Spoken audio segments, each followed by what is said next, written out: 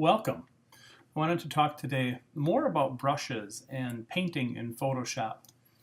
I bought a dog toy the other day from the grocery store, and it had this packaging right here. And they call it a Gorrrilla. That's a chew toy that's inside of this cardboard packaging. But as I looked more closely at it, I saw that the whole thing was painted digitally. And up here some smooth painting, and here a little more textured to look like fur.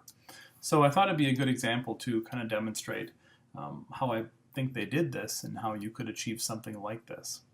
So what I've done is on a new layer, I just chose a selection of the gorilla's shoulder here and filled it with a sample of the blue about right up in here, what we might call like a dark blue.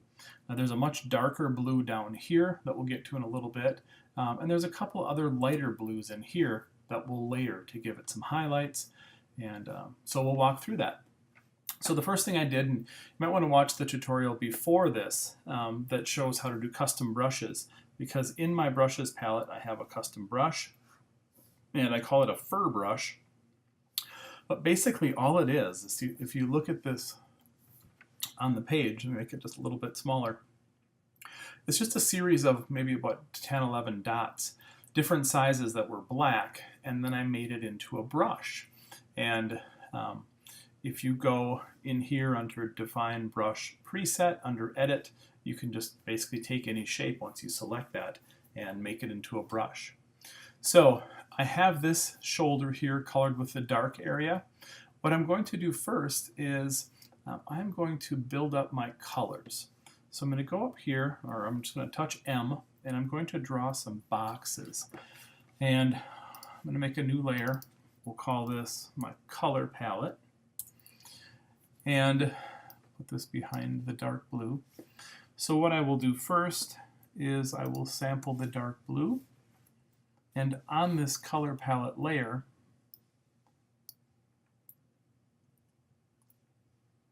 I'm going to just put a little chunk of this blue. Quick fill keys, remember, are Option Delete for the foreground color. Quick fill for the background color is Command Delete.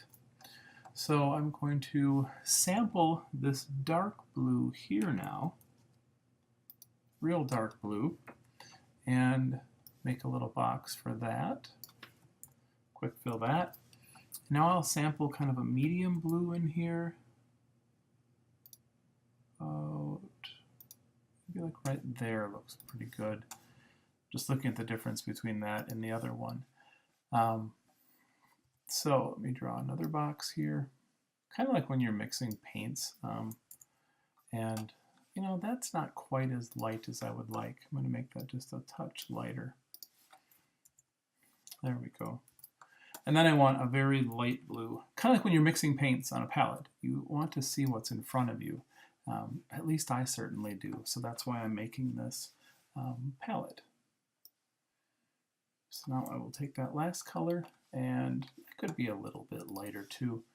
We don't want to have too many colors in our contrast. Okay, so now what I will do is, by the way, I am working with my Wacom tablet, and that allows me to use the pressure sensitivity of the drawing tablet or the digital drawing tablet. So I'm going to go to brushes up here and make sure that I have that brush selected. And you can see that I do have this brush selected down here. We go into my brush, kind of the presets in here, make sure I click on Shape Dynamics, and under Control I want Pen Pressure.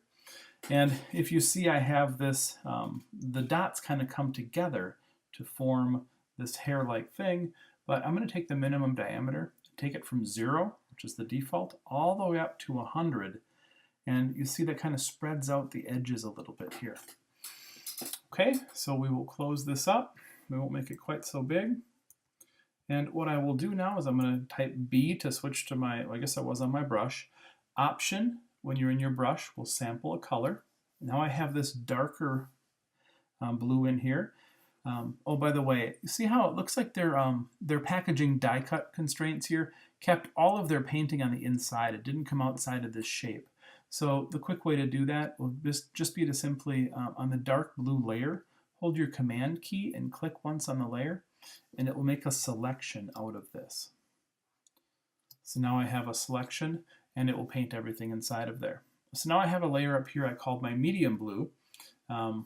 Oops, sorry, I want to make a new layer, and I want to call that super dark blue. All right, so this is above. So we're using this as kind of the underpainting layer, which is the medium blue. Now I have a super dark blue that I'm going to start to paint over top of that.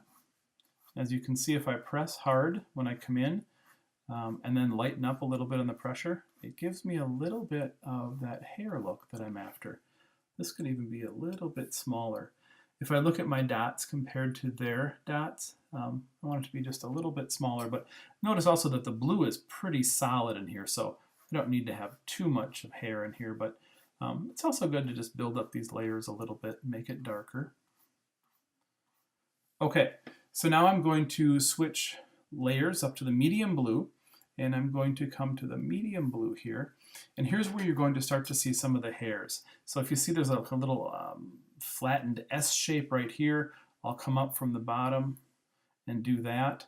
I have my opacity set at 100. I want to press just a little bit harder to make that lighter in here, just a little bit lighter, come up in here, don't like that, just a little bit, don't like that, just a little bit lighter. Looks like they're making just a whole bunch of hairs that come out of here, go backward into here, some that come up here, some that come up into here, and maybe one down here just to see where that muscle comes through.